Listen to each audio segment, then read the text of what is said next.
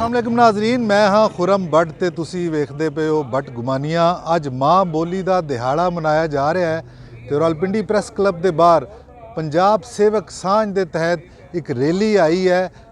पंजाबी के हवाले नाल। ते आओ तुहानू रैली के शुरुका नाल मिलवाने और तुहानू ये भी दसदे हैं कि ये की कहना चाहते हैं। पंजाबी कहलम दी बोली पंजाबी जंग दी बोली पंजाबी रैया दी बोली पंजाबी पिंडी दी बोली पंजाबी। रब दे नाम तो टोरने आ। अज 21 फरवरी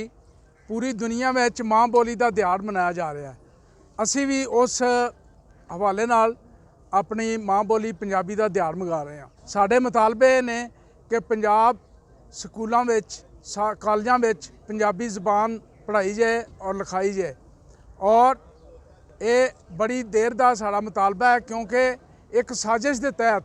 एक कॉन्सपरेसी के तहत पंजाबी जबान नूं इत्थे पिछे रखा गया कि माँ बोली बच्चों का हक है, बच्चों नूं माँ बोली विच पढ़ाया जाए और ये हक इंटरनेशनली यूनाइटेड नेशन के तौर पर सानू मिले। ये गोरे ने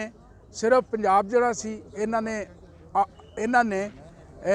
रजिस्ट किया अंग्रेज़ों अगे और पूरे हिंदुस्तान तो बाद आखिर ते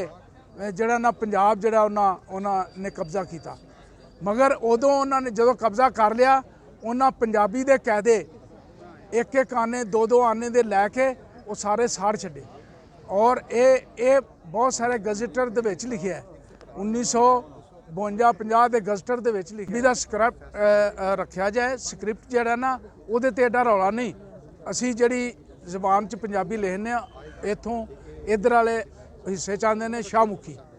क्योंकि ये ज़्यादा शायर या लिखारी जोड़े हूँ ज़्यादा शाह सन, वारिस शाह, बुल्ले शाह, शाह हुसैन। गल करसां चूँकि माड़ा तलक पठवार पंजाब नाल आ तो जड़ा पठवारी इशू आ उसने बारे में सब तो पहले गल करसां कि जड़ा पठवारी जबान की अलग जबान मनवाने ना शोशा जड़ा छोड़िया गया असां उसकी शदीद मजम्मत करने आ, क्योंकि पठवारी बिल्कुल भी अलग जबान नहीं बल्कि पंजाबी जबान ना एक लहजा आ। साड़ी एक पंजाब की वड्डी तंजीम है सेवक सांझ,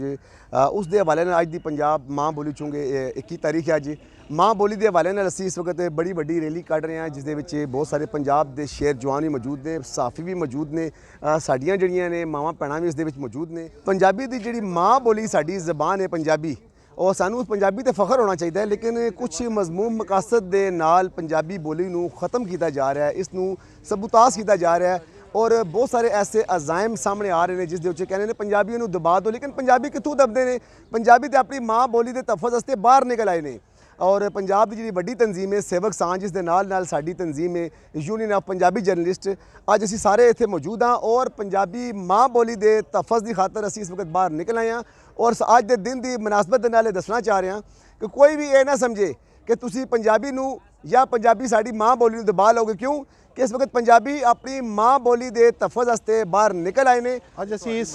मकसद लई इत्थे इकट्ठे होए हाँ कि साडी जुबान नूं माँ बोली नूं पंजाबी नूं इस साल का निशाना बनाया जा रहा है पिछले 76 साल तो और उस वास्ते मुख्तलिफ हरबे वरते जा रहे हैं। एक तरफ उसनूं स्कूलों विच नहीं पढ़ाया जा रहा, साडे बच्चों नूं अपनी मादरी जुबान पंजाबी तो दूर किया जा रहा है और मसला है कि मादरी जुबान पंजाबी तो नहीं दूर किया जा रहा बल्कि इस